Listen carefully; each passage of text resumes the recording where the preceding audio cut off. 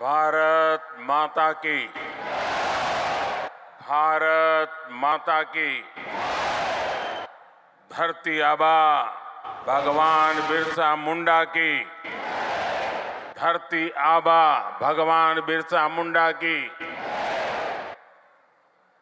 झारखंड के राज्यपाल सीपी राधाकृष्णन जी, मुख्यमंत्री श्रीमान हेमंत सोरेन जी, केंद्र सरकार के मेरे सहयोगी मंत्री अर्जुन मुंडा जी, अन्नपूर्णा देवी जी, हम सबके वरिष्ठ मार्गदर्शक श्रीमान करिया मुंडा जी, मेरे परम मित्र बाबूलाल मरांडी जी, अन्य महानुभाव और झारखंड के मेरे प्रिय परिवारजन, आप सभी को जोहार।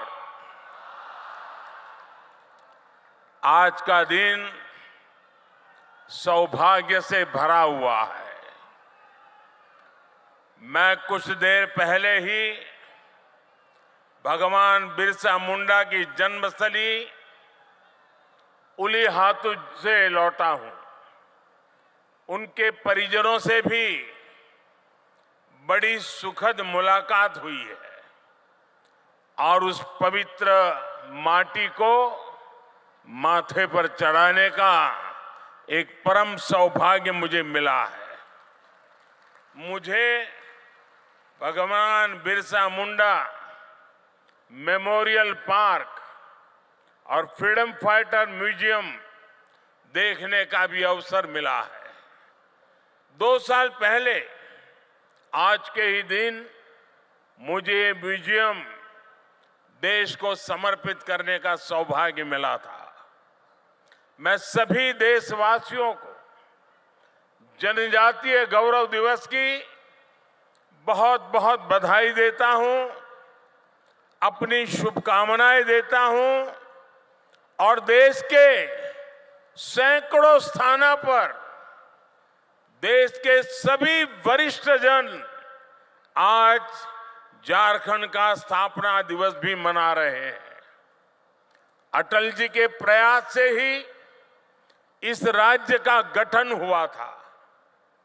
देश को, विशेषकर झारखंड को अभी 50,000 करोड़ रुपए की अलग अलग योजनाओं का उपहार मिला है। आज झारखंड में रेलवे इंफ्रास्ट्रक्चर और कनेक्टिविटी के विस्तार के तहत कई रेल परियोजनाओं को शुरू किया गया है। आपको ये जानकर खुशी होगी कि झारखंड भी देश के 100% इलेक्ट्रिफाइड रेल रूट वाला राज्य बन गया है। इन परियोजनाओं के लिए मैं आप सभी मेरे झारखंड वासियों को बहुत सारी बधाई देता हूं। मेरे परिवारजनों, जनजातीय गौरव और संघर्ष के प्रतीक भगवान बिरसा मुंडा की गाथा हर देशवासी को प्रेरणा से भर देती है। झारखंड का कोना कोना ऐसे ही महान विभूतियों को उनके हौसलों और अनथक प्रयासों से जुड़ा है। तिलका मांझी, सिद्धू कान्हू, चांद भैरव, फूलो जानो, नीलांबर, पीतांबर, जत्रा ताना भगत और अल्बर्ट एक्का जैसे अनेक वीरों ने इस धरती का गौरव बढ़ाया है। अगर हम आजादी के आंदोलन को देखें तो देश का ऐसा कोई कोना नहीं था जहां आदिवासी योद्धाओं ने मोर्चा नहीं लिया हो। मानगढ़ धाम में गोविंद गुरु के योगदान को कौन भूल सकता है। मध्य प्रदेश के तंत्या भील भीमा नायक, छत्तीसगढ़ के शहीद वीर नारायण सिंह, वीर गुंडाधुर, मणिपुर की रानी गाइडिन्ल्यो, तेलंगाना के वीर रामजी गोंड, आदिवासियों को प्रेरित करने वाले आंध्र प्रदेश के अल्लूरी सीताराम राजू, गोंड प्रदेश की रानी दुर्गावती, ये वो विभूतियां हैं जिनका देश आज भी ऋणी है। ये देश का दुर्भाग्य है कि आजादी के बाद ऐसे वीरों के साथ न्याय नहीं हुआ। मुझे संतोष है कि आजादी के 75 वर्ष होने पर अमृत महोत्सव के दौरान हमने ऐसे वीर वीरांगनाओं को याद किया, उनकी स्मृतियों को अगली पीढ़ी तक पहुंचाया। साथियों, झारखंड आना मुझे पुरानी स्मृतियों को ताजा करने का अवसर भी देता है। गरीबों की सबसे बड़ी ताकत आयुष्मान भारत योजना की शुरुआत झारखंड से ही हुई थी। कुछ ही साल पहले खूंटी में मैंने सोलर पावर से चलने वाले जिला न्यायालय का उद्घाटन किया था। अब आज झारखंड की इस पावन भूमि से एक नहीं बल्कि दो ऐतिहासिक अभियानों की शुरुआत होने जा रही है। विकसित भारत संकल्प यात्रा सैचुरेशन के सरकार के लक्ष्यों को प्राप्त करने का सशक्त माध्यम बनेगी। पीएम जनजाति आदिवासी न्याय महाअभियान विलुप्त होने की कगार पर खड़ी जनजातियां, जिसे हम अब तक प्रिमिटिव ट्राइब के रूप में जानते हैं, उनकी रक्षा करेगा, उन्हें सशक्त करेगा। ये दोनों ही अभियान अमृत काल में भारत की विकास यात्रा को नई ऊर्जा देंगे। मेरे परिवारजनों, मुझे सरकार के मुखिया के तौर पर, हेड ऑफ द गवर्नमेंट के तौर पर अब 2 दशक से भी ज्यादा समय बीत गया है। देशवासियों की आकांक्षाओं को जानने का, समझने का मुझे बहुत करीबी से मौका मिला है। अपने उन अनुभवों के आधार पर मैं आज एक अमृत मंत्र आपके सामने रख रहा हूं और भगवान बिरसा मुंडा की धरती से रख रहा हूं। अगले 25 वर्षों के अमृत काल में अगर हमें विकसित भारत की भव्य और दिव्य इमारत का निर्माण करना है तो हमें उसके 4 अमृत स्तंभों को और मजबूत करना होगा, निरंतर मजबूत करना होगा। हमारी सरकार ने जितना 10 साल में किया, अब उससे भी ज्यादा ऊर्जा के साथ हमें इन 4 अमृत स्तंभों पर अपनी पूरी ताकत लगानी है।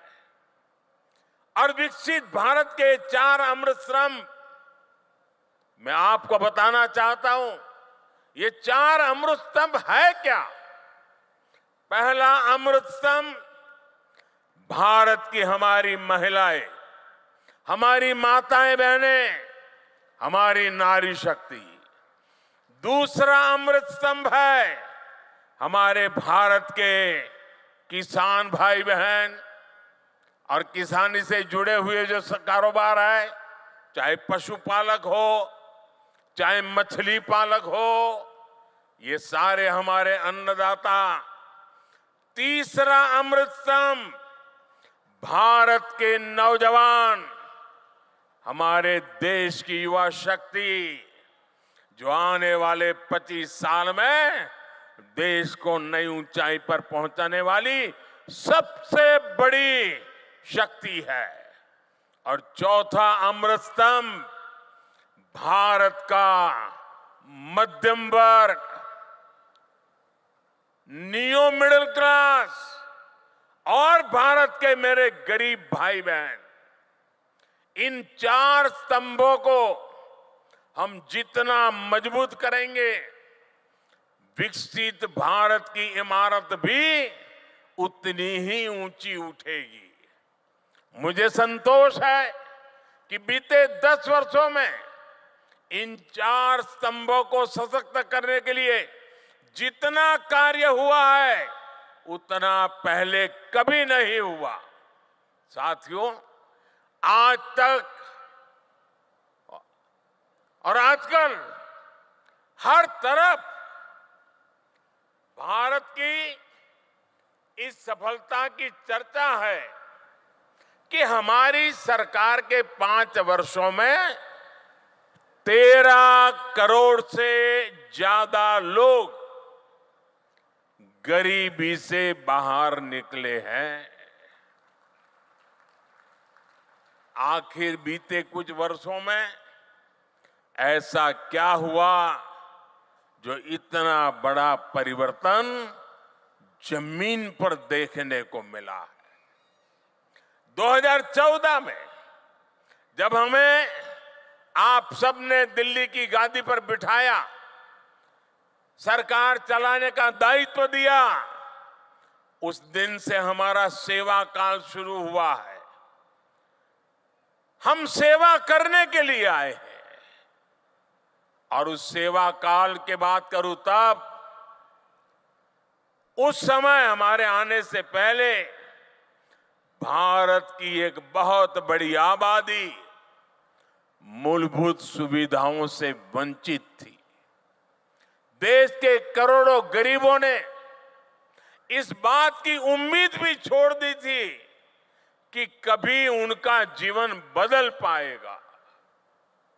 और सरकारों का रवैया भी ऐसा था कि वो खुद को जनता का माई बाप समझती थी। हमने माई बाप की भावना से नहीं बल्कि सेवक की भावना से आपके सेवक की तरह काम करना शुरू किया। जो वंचित थे हमने उन्हें वरीयता देना शुरू किया। जिन्हें सबसे दूर समझा जाता था, सरकार खुद चलकर उनके पास गई। जो दशकों से उपेक्षित थे, हमारी सरकार उनका संबल बनी, उनकी साथी बनी। ब्यूरोक्रेसी वही थी, लोग वही थे, फाइलें भी वही थे, कानून नियम भी वही थे, लेकिन सोच बदली। और सोच बदली तो परिणाम भी बदल गए। 2014 से पहले देश के गांवों में स्वच्छता का दायरा 40% से भी कम था। आज हम 100% के लक्ष्य पर पहुंच रहे हैं। हमारी सरकार से पहले एलपीजी कनेक्शन सिर्फ 50-55% घरों में था। आज करीब करीब 100% घरों में महिलाओं को धुएं से मुक्ति मिल चुकी है।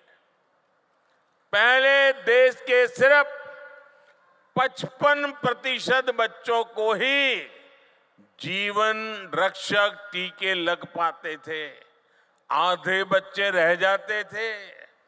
आज लगभग 100% बच्चों का टीकाकरण हो पा रहा है। आजादी के बाद 7 दशकों में देश के सिर्फ 17%, 17%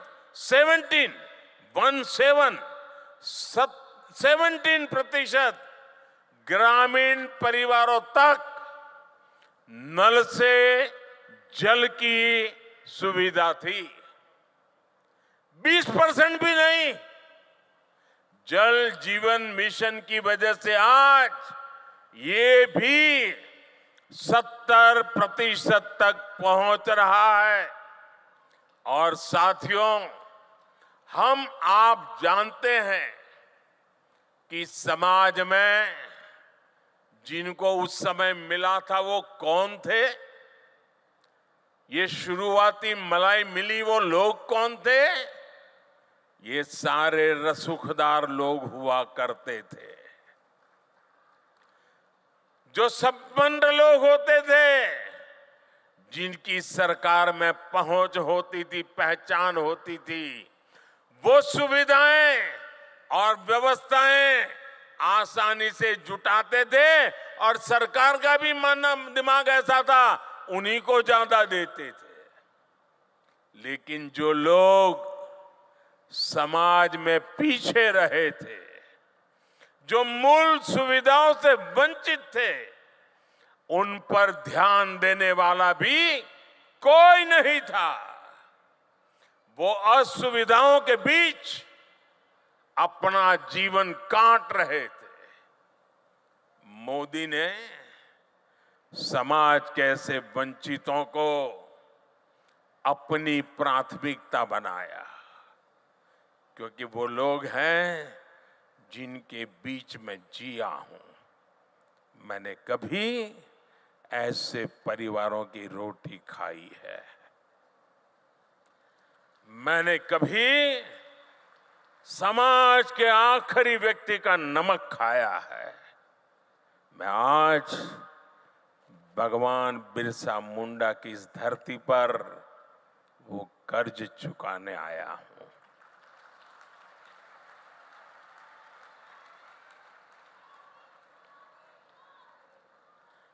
मेरे परिवारजनों, आमतौर पर सरकारों का रवैया रहता है कि जो आसानी से हासिल हो जाए उस लक्ष्य को पहले प्राप्त करो।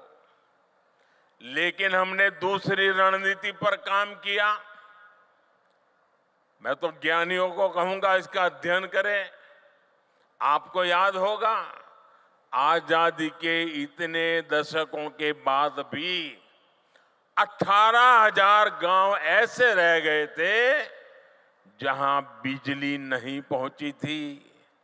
18वीं शताब्दी में जीने के लिए, अंधेरे में जीने के लिए मजबूर थे। उन्हें अंधेरे में जीने के लिए छोड़ दिया गया था, क्योंकि वहां बिजली पहुंचाने के लिए कई तरह की मुश्किलों का सामना कठिन था, मैं मानता हूं। लेकिन कठिन था तभी तो करना होता है। मक्खन पे लकीर तो हर कोई करता है, अरे पत्थर पर भी तो लकीर करनी चाहिए। और मैंने लाल किले से वादा किया था देश को कि मैं 1000 दिन में 18,000 गांवों तक बिजली पहुंचाने का कठिन संकल्प मैंने सार्वजनिक रूप से लिया था।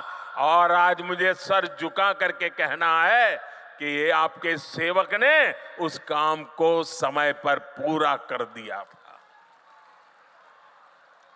साथियों, हमारे देश में 110 से ज्यादा जिले ऐसे थे जो विकास के हर पैरामीटर पर पिछड़े हुए थे, बहुत पीछे थे। इन जिलों पर पुरानी सरकारों ने थप्पा लगा दिया, ये तो पिछड़े हैं। और पहले की सरकारें बस उसकी पहचान कर ली, ये बेकार है, पिछड़े हैं, आगे कुछ नहीं हो सकता है, और सरकार सोती रही। इन जिलों में शिक्षा, स्वास्थ्य सुविधाएं दशकों से दयनीय स्थिति में थी। और संयोग देखिए कि इन्हीं पिछड़े जिलों में देश की सबसे ज्यादा मेरे आदिवासी परिवारों की जनसंख्या रहती थी। जब अफसरों को पनिशमेंट पोस्टिंग करनी होती थी तो इन्हीं जिलों में भेज दिया जाता था। थका हुआ, हारा हुआ, नाकाम जो व्यक्ति है उसी को कहते जाओ यार तुम उधर रहो, तुम्हारा इधर काम नहीं है। अब वो जाके क्या करेगा? इन 110 से ज्यादा जिलों को अपने हाल पर छोड़कर भारत कभी विकसित नहीं हो सकता था। इसलिए वंचितों को वरीयता के सिद्धांत पर चलते हुए हमारी सरकार ने इन जिलों को एस्पिरेशनल डिस्ट्रिक्ट, आकांक्षी जिलों के रूप में घोषित किया। हमने इन जिलों में सरकारों को विश्वास में लेकर के सबसे होनहार अफसरों को नियुक्त करने पर जोर दिया। जिन जिलों में हम शिक्षा, स्वास्थ्य, सड़क ऐसे अनेक विषयों पर शून्य से काम शुरू करके सफलता के नए शिखर पर पहुंच रहे हैं। यहां झारखंड में भी ये अपना खूंटी समेत ऐसे कई जिले उस सूची में है। अब आकांक्षी जिला अभियान की सफलता को आकांक्षी ब्लॉक कार्यक्रम के जरिए इसका विस्तार किया जा रहा है। मेरे परिवारजनों, दशकों तक हमारे देश में सोशल जस्टिस, सामाजिक न्याय और सेक्युलरिज्म न जाने रोज सुबह शाम इसके गीत तो बहुत गाए, बयानबाजी बहुत होती रही। सच्चा सेक्युलरिज्म तभी आता है जब देश के किसी भी नागरिक के साथ भेदभाव की सारी संभावनाएं खत्म हो जाए। सामाजिक न्याय का भरोसा तभी मिलता है जब सबको बराबरी से, समान भावना से सरकारी योजनाओं का लाभ मिले। दुर्भाग्य से आज भी बहुत से राज्यों में कई गरीब हैं जिनके पास योजनाओं की पर्याप्त जानकारी नहीं है। कई ऐसे भी गरीब हैं जो योजनाओं का लाभ लेने के लिए भाग दौड़ करने में सक्षम नहीं है। आखिर कब तक हम उन्हें उनके हाल पर छोड़े रहेंगे? इसी दर्द में से, इसी पीड़ा में से, इसी संवेदना में से ये एक सोच निर्माण हुई है और इसी सोच के साथ अब आज से विकसित भारत संकल्प यात्रा शुरू हो रही है। ये यात्रा आज 15 नवंबर भगवान बिरसा मुंडा की जन्म जयंती 15 नवंबर से शुरू करके अगले साल 26 जनवरी को तक उसको चलाया जाएगा। इस यात्रा में सरकार मिशन मोड में देश के गांव-गांव जाएगी। हर गरीब, हर वंचित को सरकारी योजनाओं का जो हकदार है उसके हक के लिए उसको लाभार्थी बनाया जाएगा। उसको इस योजना पहुंचे उसकी व्यवस्था की जाएगी। और आपको याद होगा, मेरे मीडिया के कुछ मित्रों को मालूम नहीं रहता है, 2018 में भी मैंने एक प्रयोग किया था। केंद्र सरकार ने ऐसे ही एक ग्राम स्वराज अभियान चलाया था और मैंने भारत सरकार के 1000 अफसरों को गांवों में भेजा था। एयर कंडीशन कमरों से निकाल करके 1000 अफसर गांवों में जाकर के बैठे थे। इस अभियान में भी हम 7 प्रमुख योजनाओं को लेकर हर गांव तक गए थे। मुझे विश्वास है कि ग्राम स्वराज अभियान की तरह ही हमें विकसित भारत संकल्प यात्रा में भी हर गांव जाकर के ऐसे हर हकदार को मिलकर के इस योजना को सफल करने का प्रण लेकर के निकलना है। और जब भगवान बिरसा की धरती से निकलते हैं तो सफलता अवश्य मिलती है। मैं वो दिन देख रहा हूं जब हर गरीब के पास मुफ्त राशन देने वाला राशन कार्ड होगा, जब हर गरीब के पास उज्ज्वला का गैस कनेक्शन होगा, सौभाग्य का बिजली कनेक्शन होगा और नल से जल होगा। मैं वो दिन देख रहा हूं जब हर गरीब के पास 5 लाख रुपए तक का मुफ्त इलाज देने वाला आयुष्मान कार्ड होगा, जब हर गरीब के पास उसका अपना पक्का घर होगा। मैं वो दिन देख रहा हूं जब हर किसान केंद्र सरकार की पेंशन योजना से जुड़ जाएगा, जब हर मजदूर पेंशन योजनाओं का लाभार्थी हो जाएगा, जब हर पात्र नौजवान मुद्रा योजना का लाभ ले सकेगा और एक एंटरप्रेन्योर बनने की दिशा में कदम रखेगा। विकसित भारत संकल्प यात्रा एक तरह से देश के गरीबों को, देश की माताओं बहनों को, देश के नौजवानों को, देश के किसानों को मोदी की गारंटी है।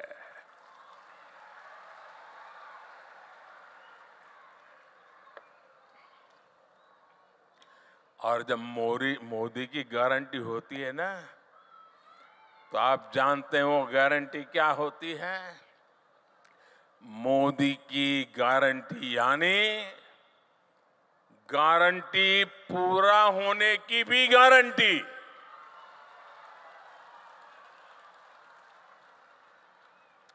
मेरे परिवारजनों, विकसित भारत के संकल्प का एक प्रमुख आधार है पीएम जनमन, यानी पीएम जनजाति आदिवासी न्याय महाअभियान। सामाजिक न्याय जनरल बातें हुई, मोदी हिम्मत करके निकला है आदिवासी न्याय अभियान को लेकर के। आजादी के बाद कई दशकों तक आदिवासी समाज को लगातार नजरअंदाज किया गया। मैं अटल जी की सरकार थी जिसने आदिवासी समाज के लिए अलग मंत्रालय बनाया, अलग से बजट बनाया। हमारी सरकार के दौरान अब आदिवासी कल्याण का बजट पहले के मुकाबले 6 गुना तक बढ़ चुका है। पीएम जनमन योजना का नाम रखा है पीएम जनमन। पीएम जनमन यानी पीएम जनजाति आदिवासी न्याय महाअभियान। इसके तहत अब हमारी सरकार उन आदिवासी भाई बहनों तक पहुंचेगी जिन तक अभी नहीं पहुंचा गया।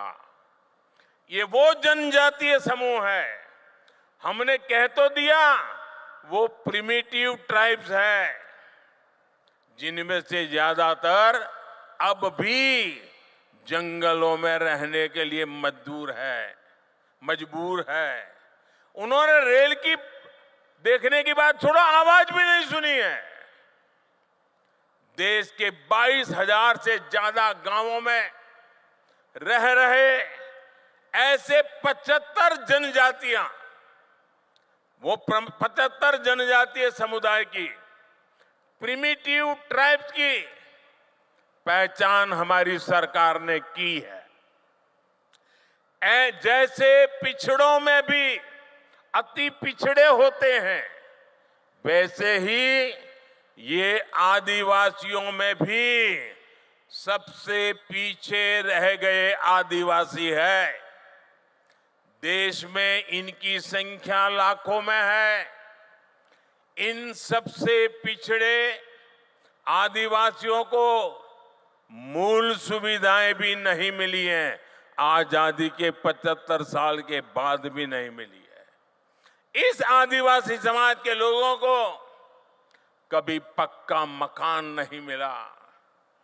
इनकी कई कई पीढ़ियां में बच्चों ने स्कूल तक देखा नहीं है। इस समाज के लोगों के कौशल विकास पर ध्यान नहीं दिया गया। इसलिए अब इन जनजातियों तक भारत सरकार विशेष अभियान चलाकर पहुंचने वाली है। पहले की सरकारों ने आंकड़ों को जोड़ने का काम कर लिया। जो नजदीक हैं, जो ऊपर पहुंच चुके हैं, उन्हीं से काम करवा लेना। लेकिन मुझे सिर्फ आंकड़ों को जोड़ करके नहीं बैठना है, मुझे तो जीवन को जोड़ना है, जिंदगियों को जोड़ना है। हर जिंदगी में जान भरनी है, हर जिंदगी में नया जज्बा भरना है।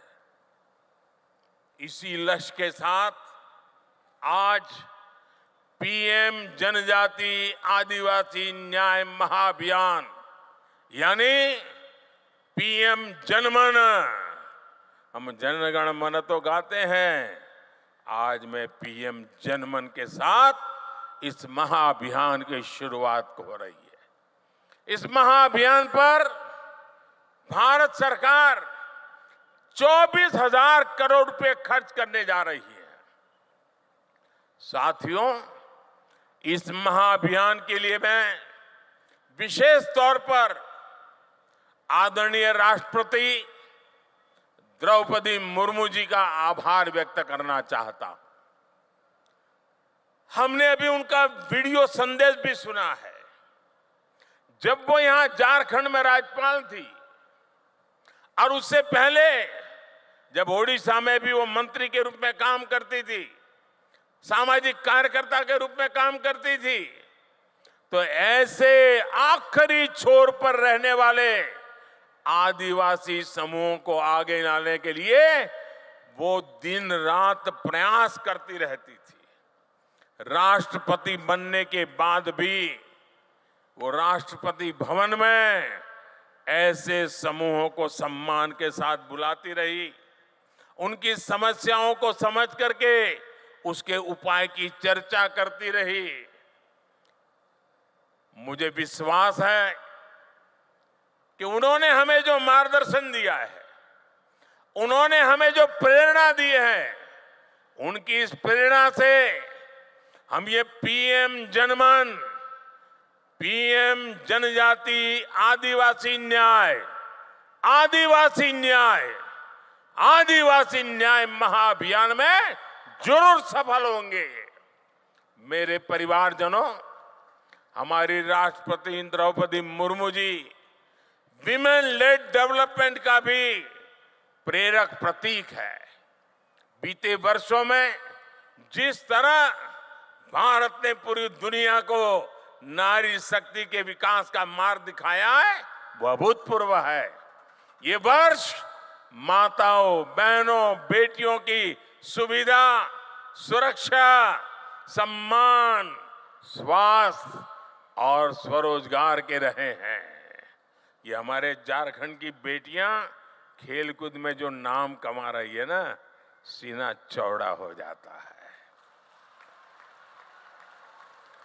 हमारी सरकार ने महिलाओं के जीवन के हर पड़ाव को ध्यान में रखते हुए उनके लिए योजनाएं बनाई। बेटी बचाओ बेटी पढ़ाओ से बेटियों की जनसंख्या बढ़ी है और स्कूलों में छात्राओं के नामांकन में भी वृद्धि हुई है। सरकारी स्कूलों में छात्राओं के लिए अलग शौचालय निर्माण से स्कूल छोड़ने की मजबूरी कम हुई है। पीएम आवास योजना के तहत करोड़ों घर मालकिन बहनें बनी है, बहनों के नाम रजिस्टर हुआ है, पहली बार उनके नाम पर कोई प्रॉपर्टी हुई है। सैनिक स्कूल, डिफेंस एकेडमी को बेटियों के एडमिशन के लिए पहली बार खोल दिया गया है। मुद्रा योजना के तहत लगभग 70% बिना गारंटी के ऋण लेने वाली मेरे देश की महिलाएं हैं, मेरी बेटियां हैं। महिला स्वयं सहायता समूहों को भी आज सरकार से रिकॉर्ड आर्थिक मदद दी जा रही है। और लखपति दीदी अभियान, कुछ लोगों को मेरी बातें सुनकर के चक्कर आ जाते हैं। मेरा सपना है 2 करोड़ महिलाओं को लखपति दीदी बना के रहूंगा। 2 करोड़ महिलाओं को स्वयं समाज सहायता समूह चलाने वाली 2 करोड़ महिलाएं लखपति बन के रहने वाली है। देख लेना आप, कुछ महीने पहले ही हमारी सरकार ने विधानसभा और लोकसभा में महिलाओं को आरक्षण देने वाला नारी शक्ति वंदन अधिनियम भी अपनाया है। आज भाई दूज का पवित्र पर्व है। देश की सभी बहनों को उनका ये भाई गारंटी देता है कि बहनों के विकास में आने वाली हर रुकावट को ये आपका भाई ऐसे ही दूर करता रहेगा। आपका भाई आपकी मुसीबतों की मुक्ति के लिए जी जान से जुटा रहेगा। नारी शक्ति का अमृत स्तंभ विकसित भारत के निर्माण में अहम भूमिका निभाएगा। मेरे परिवारजनों, केंद्र सरकार विकसित भारत की यात्रा में हर व्यक्ति के सामर्थ्य का उपयोग करने के लिए प्रतिबद्ध है। 2 महीने पहले ही हमने पीएम विश्वकर्मा योजना भी शुरू की है। सरकार ने उन लोगों को आगे लाने का प्रयास किया है जो अपने पारंपरिक कौशल के लिए जाने जाते हैं। कुम्हार हो, लोहार हो, सुतार हो, सुनार हो, मालाकार हो, राजमिस्त्री हो, बढ़ई हो, अरे कपड़े धोने वाले हो, कपड़े सिलने वाले हो, जूते बनाने वाले हो, ऐसे हमारे साथी, ये हमारे विश्वकर्मा साथी, इस योजना के तहत विश्वकर्मा साथियों को आधुनिक ट्रेनिंग मिलेगी और ट्रेनिंग के दौरान उनको पैसा मिलेगा, उनको अच्छे नए औजार मिलेंगे, नई टेक्नोलॉजी मिलेगी और इस पर 13,000 करोड़ रुपए खर्च किए जाएंगे। मेरे परिवारजनों, आज देश के किसानों को पीएम किसान सम्मान निधि की 15वीं किस्त रिलीज की गई है। अब देश के करोड़ों किसानों के खातों में भेजी गई कुल रकम 2,75,000 करोड़ रुपए को पार कर गई है। आप में से जो किसान यहां बैठे होंगे, उनके मोबाइल पर मैसेज आ चुका होगा कि 2,000 रुपया आपके खाते में जमा हो गया है। कोई कटकी कंपनी नहीं, कोई बिचौलिया नहीं, डायरेक्ट मोदी का सीधा नाता रहता है आपके साथ। ये वही किसान है जिनकी पहले कोई पूछ नहीं होती थी। अब इन किसानों की जरूरतों का ध्यान सरकार रख रही है। ये हमारी सरकार है जिसने पशुपालकों और मछली पालकों को किसान क्रेडिट कार्ड की सुविधा से जोड़ा है। पशुधन के मुफ्त टीकाकरण की हमारी सरकार ने 15,000 करोड़ रुपए खर्च किए। कोरोना के बाद आपको मुफ्त टीका लगा, हजारों करोड़ खर्च किए गए, आपके हर परिवारजन को बचाने की कोशिश की गई। इतना ही नहीं, अब 15,000 करोड़ रुपया खर्च करके मुफ्त में पशु का टीकाकरण भी हो रहा है। आप भी इसका फायदा उठाइए। मछली पालन को बढ़ावा देने के लिए अभी मैं यहाँ एक प्रदर्शनी लगी है। 1-1, 1.5 लाख रुपए वो मछली और उसमें से मोती बनाने का काम कर रहे हैं। मत्स्य संपदा योजना के तहत आर्थिक मदद दी जा रही है। आज देश में 10,000 नए किसान उत्पाद संघ एफपीओ बन रहे हैं। इससे किसानों की लागत कम हुई है और बाजार तक पहुंच आसान हुई है। हमारी सरकार के प्रयासों से इस वर्ष इंटरनेशनल मिलेट ईयर मनाया जा रहा है। मोटे अनाज को श्री अन्न की पहचान देकर विदेश के बाजारों तक पहुंचाने के लिए पूरी तैयारी हो रही है। इसका भी लाभ हमारे आदिवासी भाई बहनों को होगा।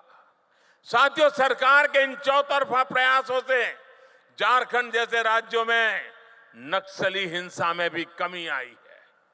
1-2 साल में झारखंड की स्थापना के 25 साल पूरे होने जा रहे हैं।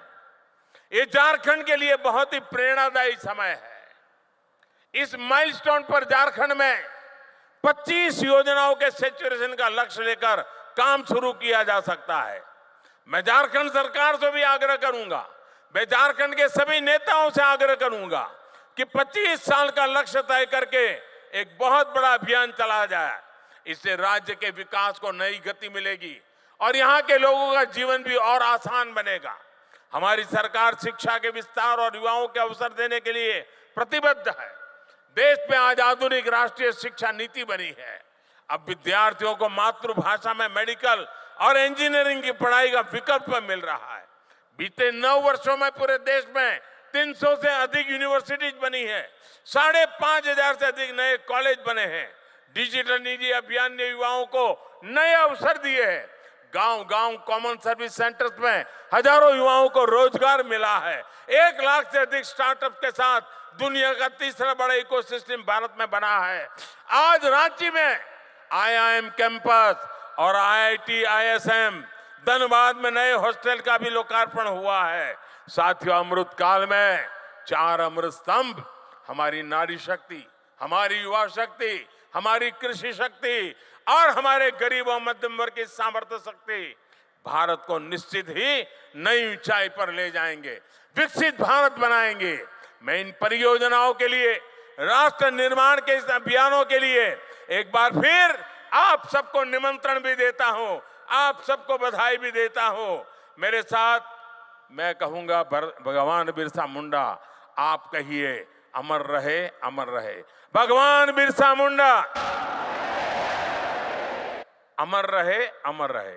भगवान बिरसा मुंडा। दोनों हाथ ऊपर करके पूरी ताकत से बोलिए, भगवान बिरसा मुंडा, भगवान बिरसा मुंडा, भगवान बिरसा मुंडा, भगवान बिरसा मुंडा। आपका सबका बहुत बहुत धन्यवाद।